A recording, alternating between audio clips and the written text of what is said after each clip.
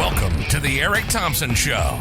Passionate conservative fighting to preserve our constitutional rights. In this present crisis, government is not the solution to our problem. Government is the problem. A Marine Corps veteran and family man whose life's creed is faith, family, and country. Join Eric today as he covers current events from a conservative worldview. Now, here's your host, Eric Thompson.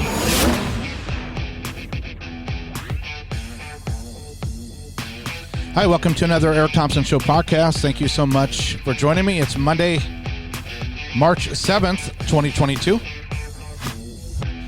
you guys are having a good day. If you want to check out my website, it's eric-thompsonshow.com, eric-thompsonshow.com, or ettalkshow.com should get you over there also.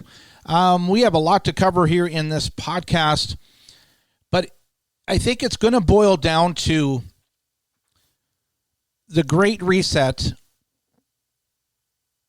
that is fueling this Green New Deal movement, this focus on the planet, mixed with people that are hung up on social justice issues. And when you put that all together, what you have is gasoline maybe going to hit $7 a gallon in the United States of America, while the world is considering, do they want to stop taking imports of Russian oil, which means that gasoline could go even higher. And the corporations are collectively telling Russia, we're not going to do business with you, just like they did when Georgia passed its election reform laws to tighten up the elections, and the corporations collectively said, We're condemning you, and the Major League Baseball moved the All-Star game out because it's all interconnected at this point, and this is hard to get across to people.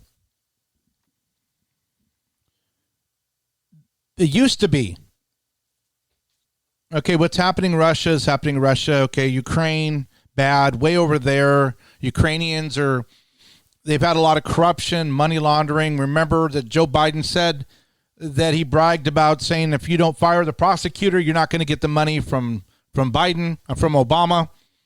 A lot of corruption in Ukraine. Hunter got the money from Burisma, the energy company, even though he had no experience. They got access to Joe that way. So the fact that Russia wanted to go into Ukraine, to people who for some reason don't like that, even though they don't really understand anything about international affairs. I'm not saying it was good.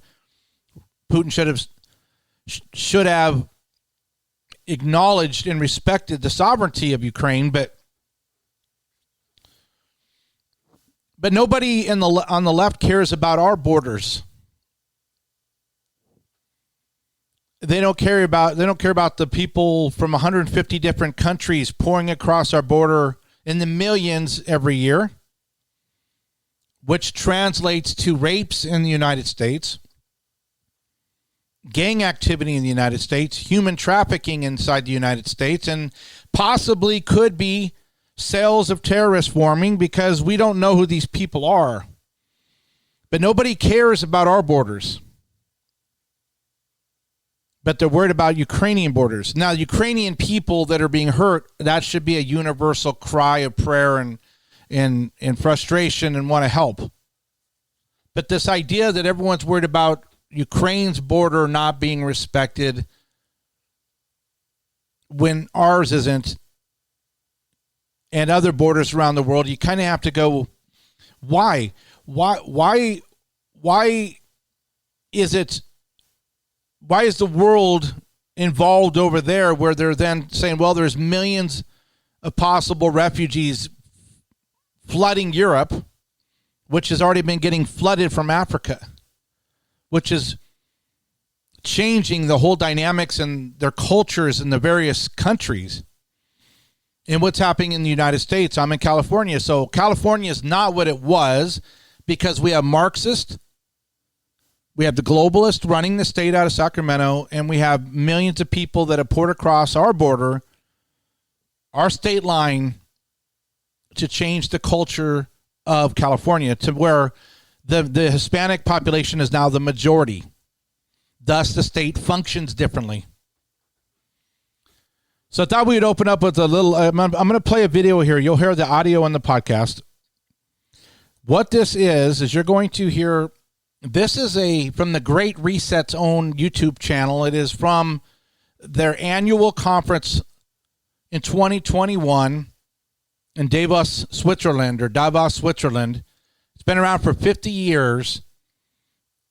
About any name you can think of, from John Kerry to Fauci to Prince Charles to the head of MasterCard, the head of the United Nations, hundreds of American banks and financial institutions are involved in the Great Reset, World Economic Forum. They said that the COVID pandemic is what helped them to launch the Great Reset finally. And listen to the language in here, but this is all going to tie together with what's going on in Ukraine, what's going on with gas prices, what's going on around the world. So here is a promo. It's what is the Great Reset from the group itself. And listen, and I'll call out some of their little phraseology, but embedded in it is a lot of global equity statements, and we'll cover those here in a second. The pandemic has radically changed the world as we know it, and the actions we take today as we work to recover will define our generation. Now is the time to think what history would say about this crisis. 2020 has been challenging on a lot of levels, as economic, environmental, and societal frailties have been laid bare. But it's also proved that when we need to, we can act rapidly and restructure our lives. Recovery from the pandemic is an opportunity. We can see rays of hope in the form of a vaccine, but there is no vaccine for. Okay, that's United Nations Secretary General Guterres, and this is obviously before the vaccines came out, but he was saying that the Great Reset was crucial because that would force in the Green New Deal, which would force in zero emissions by 2050, because the planet needs a break, and humans are able to give the planet a break because this big planet is dependent on little people to fix it. For the planet. Nature needs a bailout. Nature needs a bailout. You don't want to go back to the status quo that you had before simply because it was the status quo that got us here. With everything falling apart, we can reshape the world in ways we couldn't before. There you go. So with the world falling apart last year, they weren't able to fix things, but now they were able to because of the draconian global lockdown and submission to the world, to the leaders. Ways that better address so many of the challenges we face. And that's why so many are calling for a great reset. No, not so many. There's an elitist, John Kerry and the whole group are calling for a great reset, which is a global deconstruction, tearing down global systems, global economic systems, and then trying to rebuild in one big kumbaya by 2030, along with the United Nations sustainability goals of everybody having the same quality of water, education, air, everything globally by 2030. A great reset? That sounds more like buzzword bingo masking some nefarious plans. Okay, and that's funny, and they're trying to deflect and to call out what is obvious, hoping that would then deflect it away.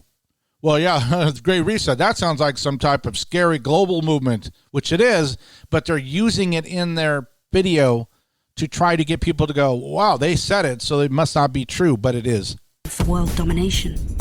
Hands up, this kind of slogan hasn't gone down well. But all we really want to say is that we all have an opportunity to build a better world. And it's not surprising that people who've been disenfranchised by a broken system and pushed even further by the pandemic will suspect global... Disenfranchised, broken system. Following this, President Trump built the economy back up to where you had record low unemployment for all ethnicities, genders, everything. So you have record low unemployment in minorities. You had highest number of people working. You were energy independent. Everything was booming. But the goal of the globalists is to say that there's this huge disenfranchised group of people in all nations that they need this group to come in and help. Global leaders of conspiracy. But the world's not that simple. Every one of us has differing priorities, values, and ideas. Okay, you're going to hear hypocrisy here. They're saying it's hard to do this because everybody has different priorities and values. But then in about a minute here, they're going to say, but everyone should just come around and agree with us. Even though everybody has different priorities and values, you should give those up for the sake of globalism. Ideas. That's part of why solutions are so hard to come by, and why we all need to be involved in the decision making. Because whether it's politicians, CEOs, academics, activists, or you, we're all about getting people together, even those you may not like, to sit down at the table and develop solutions that work for all of us. But we need enormous trust between the private sector and the public sector for this to actually work. Okay, so there is the goal right there. They're saying that people need to sit down and figure out a solution. Well, then the CEO of MasterCard, Mr. Banja, says, well, this is difficult, but the way that this can work, this great reset, is a public-private partnership norm where the governments working with corporations are able to fix the wrongs of the world. That trust is hard to come by. it's time for people to work together, listen to each other, and build this trust so we can move towards a better world. And we really need one. Because while the pandemic affects us all, it's clear it affects some more than others. The first people who are hit are the people at the front, those who are vulnerable. It is those on the front line who take it first, and that is simply unacceptable. See, at the start of 2020, 1% of the world's population owned 44% of the wealth. And since the start of the pandemic, billionaires have increased theirs by more than 25%, whilst 150 million people fell back into extreme poverty. And with climate change set to dwarf the damage caused by the pandemic, the message from 2020 should be abundantly clear. Okay, I can't handle any more of that. So then they go into that the climate change, which AOC said last year could kill the planet in 12 years, the damage because of climate change and from the weather is going to dwarf what just took place in the pandemic. But that's a bunch of muck-a-muck. So that what the goal is 2030 zero emissions, or 2050 zero emissions, are open by 2030 to basically get rid of gasoline-driven vehicles, get rid of anything that needs oil. By 2030, have a big dent in it. By 2050, zero emissions. So what does that mean? What that means is you end up with a White House that's bought in hook, line, and sinker. 100%. So here's what the White House is digging in right now, saying we're not going to start producing more. We're not going to allow more domestic oil production. Yes, gas is $5 a gallon and it could go to $7 or more. But we're not going to allow more. And Jen Psaki took to Twitter like a crazy girl. And here is, out of her eight retweets to her own tweet. So she has 8 bullet points. Here's her 7 and 8 are the two she thinks this is the White House's defense for not producing more. Number 7, despite all of this, even at the scale, domestic production has not insulated us from private volatility of fossil fuels or the whims of those who control them, such as President Putin. America knows that. Number 8, the only way to protect the U.S. over the long term is to become energy independent. That is why the president is so focused on deploying clean energy technologies that will not require fossil fuels bought and sought on the global market, which has always vulnerable to bad actors. In the press conference yesterday, I think it was yesterday or Friday, the White House said, well, we're not going to do a temporary fix of producing a lot of energy so Americans don't suffer, when our goal is to not use any fossil fuels in the future. So we're not going to help people now because we think we've locked in this plan of going away from fossil fuels, and we don't want to mess. We don't want to mess with it because we think we've got it. So that's why the Biden administration cannot explain why they shut down the Keystone Pipeline. They can't explain anything. But here is the plan. Well, why don't we, according to Department of Transportation Secretary Pete Missing in Action Buttigieg, here his plan is, well, why don't you just, if you just go out and buy electric cars? He's serious. Because he said in his press conference, or in a speech, actually, he didn't take questions. We just invested billions of dollars in rapid charging stations. So go get your electric car for $55,000 or more. Go take on a car payment right now. Quit complaining about $5 gas, $6 gas, $7 gas. He actually said that. Here's the end of it. Clean transportation can bring significant cost savings for the American people as well. Last month, we announced a $5 billion investment to build out a nationwide electric vehicle charging network so that people from rural to suburban to urban communities can all benefit from the gas savings of driving an EV. There you go. The gas savings of driving an EV. Now, like I said, if the average one is $55,000, then what's the car payment on that? And can you qualify for it coming out of the pandemic? But that's the plan. Not okay, we're going to go to Twitter. Well, we have to get off of fossil fuels because Russia and Putin, they can mess with us. And the plan is to get off them anyway, so there's no reason why we should do anything. So just kind of suck it up, America, is the message we're getting from the White House, because in accordance with the Great Reset and United Nations 2030, United Nations, with the Paris Accord and everything else, even though China has over 1,100 coal burning plants and building more, India is building more, the United States somehow is going to be virtue signaling by being the nation that destroys its economy for the sake of looking like we are the good green people. All right, let's go to our first sponsor here. First sponsor, MyPillow.com, MyPillow.com. Mike Lindell's got a great organization up in Minneapolis, 2,500 employees. You know that he's been fighting the good fight for liberty. And Mike has awesome deals right now. He's got closeout deals. I've had thousands of my listeners get his pillows, his sheets, his mattress toppers. Hey, support Mike, support my podcast, and get great stuff. And right now, really good pricing. Like I said, they got pillows. My neck doesn't hurt anymore. It did for years. I love the pillows.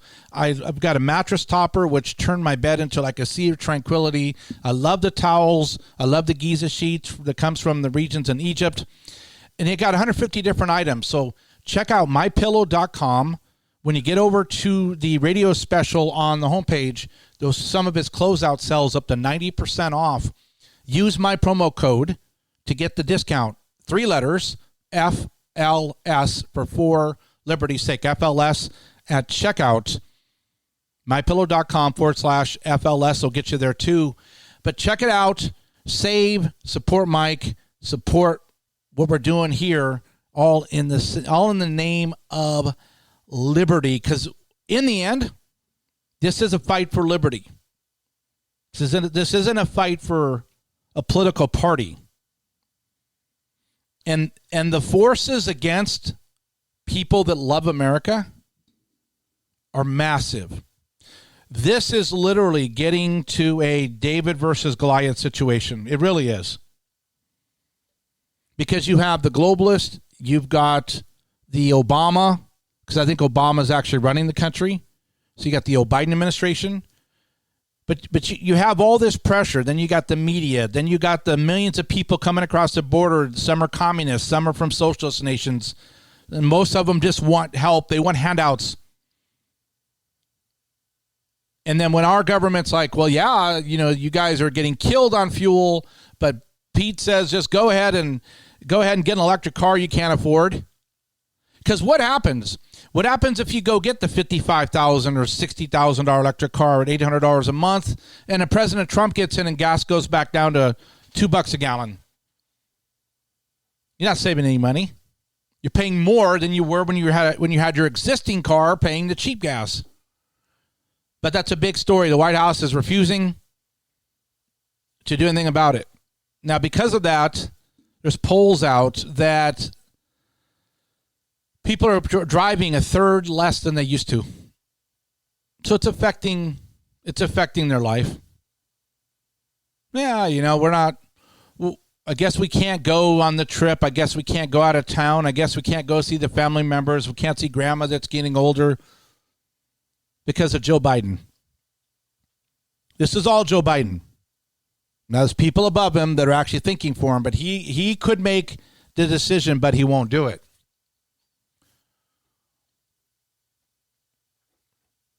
Wuhan. Let's go to our second story here. It's pretty well accepted, I believe, because Dr. Fauci's disappeared, you notice, that the National Institutes of Health and Fauci's subgroup funded the gain of function research or the enhancement of the viruses, the coronavirus, to make it really deadly. In the Wuhan virology lab put it out. How, if it got leaked or intentionally released by China, that's still up for debate. But there's an interesting article from Breitbart that the 6 million people have now globally died from the Chinese coronavirus. 6 million. And nothing's happened to China. The World Health Organization did their wink in 2020. Preliminary investigations conducted by the Chinese authorities have found no clear evidence of the human-to-human transmission. So, hey, we'll do this study, World Health Organization, and we didn't find any misgivings. Well, there's been a ton of leaks and whistleblowers, but as we cross over globally, 6 million people have died. China is not reaping any pain at all. No repercussions. The world still has their still buying their goods and their products. China's still the manufacturing capital. So 6 million dead people. China is making money, and no one's saying anything. That should tell you something. See, the Great Reset, they know that China's not going to play ball with that. And Russia's not going to play ball. So what do they have the corporations doing and the news media outlets? What are they doing right now? They are collectively boycotting Russia because there's something called an ESG score, environmental, social justice, and governance, that these corporations have to maintain. Wells Fargo, Bank of America, MasterCard, Visa. They have to have this good score to be able to get this funding from BlackRock Financial and the global family. So right now, the attack is to get Russia. Because of what's going on, there's going to be record numbers of refugees that are heading into Poland and other European nations. So how are they going to pay for that? They're going to have to take it away from their citizens, which means then the quality of life goes down for everybody else, which then gets more towards, we need a global reset because we've got all these people. We don't have any money. We're broke. So why don't we kind of start over? Let's just start over. The United States of America, and this isn't a platitude, this isn't just like hyperbole. I believe, I served in the Marine Corps, been tracking politics since the middle 70s. I believe the United States of America, the core, not the politicians, the average American, not the 30 million illegal aliens, the core American. We are the last resistance to globalism. We are it. The reason why the world leaders hated President Trump, he was not supposed to have won. Hillary was supposed to have been in the flow of marching towards, because at first it was United Nations 2020, and then it's now 2030. Trump pushed everything back according to them, but as far as they're concerned, they're locking in like the U.S. We're not going to produce one more drop of gasoline. We're going to go talk to Venezuela, the United States is saying, the Biden administration. We're going to Venezuela and to Iran. That's good for our global government, our score, our social justice. We're going to help the poor people in those countries.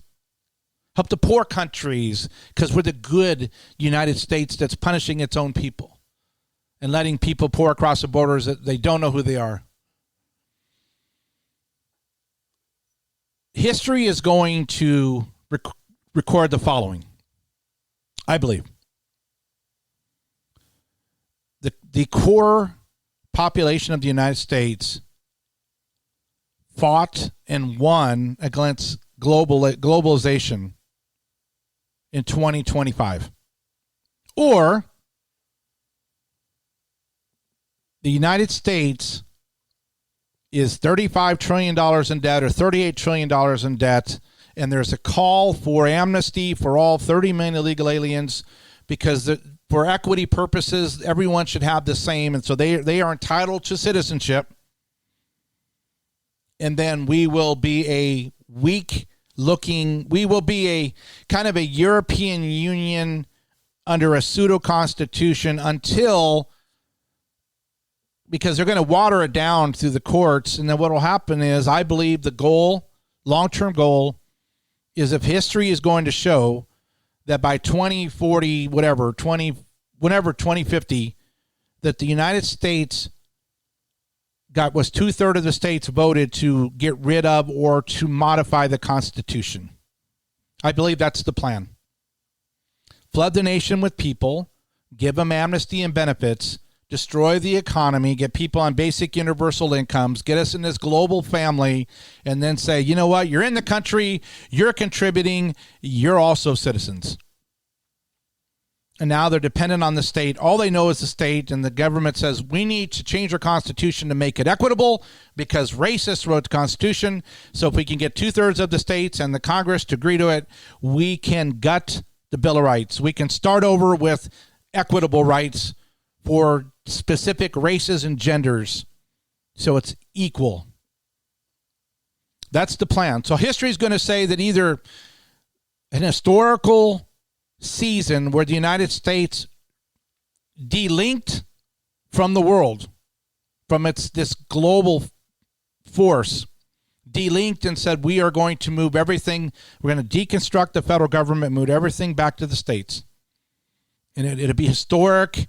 It'll never happen in world history again, and it'll be profound, and it'll rock the foundations of these people. Or we're just going to continue down this path to where nobody owns cars in 2030. Gasoline is $20 a gallon if you still own one, because they've gone to basically, they're going to force people to not use gasoline. California is not allowing people to buy homes and build them on large pieces of land. They want everything local, high, not wide. As they're pushing through the schools every day, today around the country, on Monday, March 7th, 2022, they're teaching critical race theory. They're teaching Black Lives Matter. They're teaching equity. They're teaching stakeholder ownership. They're teaching white privilege. They're teaching intersectionality. They are teaching a little bit of math, but don't worry because you don't have to have the right answers, because that would be racist. That's kind of a white thing, they actually said. If you're expected to show up on time, be clean, and to pass. No, we're going to kind of just have a pass fail type of thing, and the teacher can pass you if they think you're trying. And that's actually true. I think UC Santa Cruz out here for a while was doing that. Pass or fail. You can bust your butt and be the top student, or you can be D's, and in the end, you both get the same diploma or same degree and diploma from UC Santa Cruz. So what can we do? We can try to get our money out of banks like Wells Fargo, which I'm going to be doing, that are part of the Great Reset. We're going to own assets, try to keep your house. Don't sell your house to some financial institution that's coming in, because $50 billion worth of residential homes were sold last year to BlackRock Financial funded equity groups.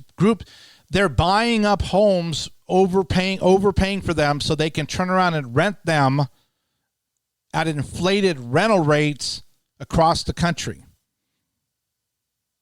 Because by 2030, they want us not to own anything and to be happy about it as citizens.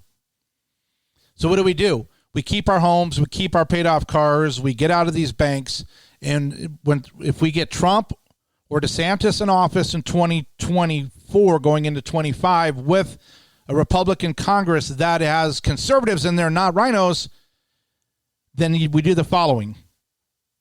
First thing, day one, close the cabinet positions from the White House. Get rid of the Department of Education. Ask the House representatives to defund them. Send everything back to the states. EPA, land management, everything back to the states. The federal government doesn't need to own 40% or whatever, 50% of the land. So you get rid of everything immediately starts going back to the states. You cut the budget 25%, federal budget. You get rid of asylum. You finish the wall. You instruct the IRS, do not send payments to anyone in the country that's not a citizen. If you're an illegal alien, you do not get stimulus checks. You do not get tax returns because you shouldn't be working. If we did that, if we get rid of asylum, stop giving benefits to illegal aliens, build the wall, start deporting people, and get everything back to the states, guess what? People will self-deport. People won't be able to come in anymore because there won't be any asylum to abuse. Less than 3% of the people, the last time I saw, actually ever, if they actually get to their asylum hearing, actually qualify for asylum. If you say that list isn't possible, if we can't do that,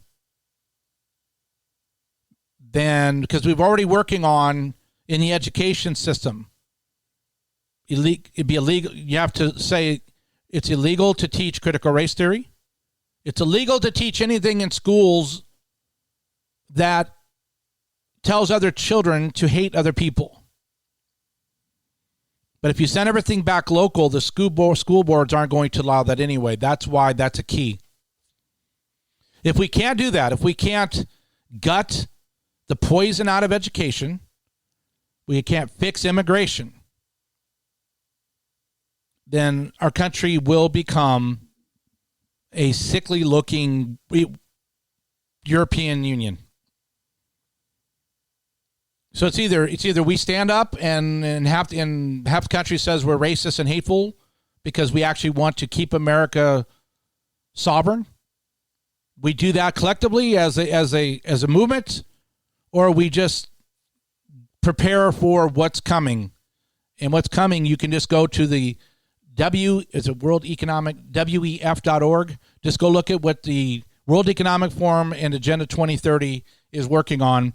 If we don't go quote unquote radical by 2025, 26, then we will end up what they're shooting for which will be a world that you and I don't even recognize. So the choices are there at least. At least we don't have to be down because we have choices. But the White House is not going to produce more energy. They're going to try to get it from Venezuela and Iran. And the things are going to go higher and higher. And everyone that's part of this World Economic Forum global movement's giving high fives. I'm sure Obama is telling Joe when Joe can actually think, good job, Joe. And we the people are now awake. We're woke. And we're going to fight them. So thank you so much for listening in. Again, my website, eric-thompsonshow.com. Please support my sponsors. MyPillow.com. Also, Pure Talk. I'm going to play a commercial.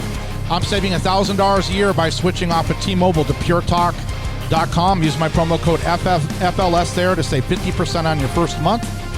PureTalk.com, promo code FLS. Talk to you tomorrow. We all have smartphones. Isn't it time for a smart plan? Pure Talk USA offers Simply Smarter Wireless that covers 99% of Americans. Stop overpaying for wireless. Unlimited plans start as low as $20 per month and include the same great coverage. You never pay for any data overage fees, and Pure Talk USA never turns off your data. No contracts, no hidden fees, no surprises. If you're thinking our absurdly low cost means less coverage, think again. Pure Talk USA operates on the largest GSM network in the U.S. to ensure you're connected virtually anytime, anywhere. And our 4G LTE now network 5G provides the fastest internet speeds like more expensive carriers. You can keep your same phone and your same phone number.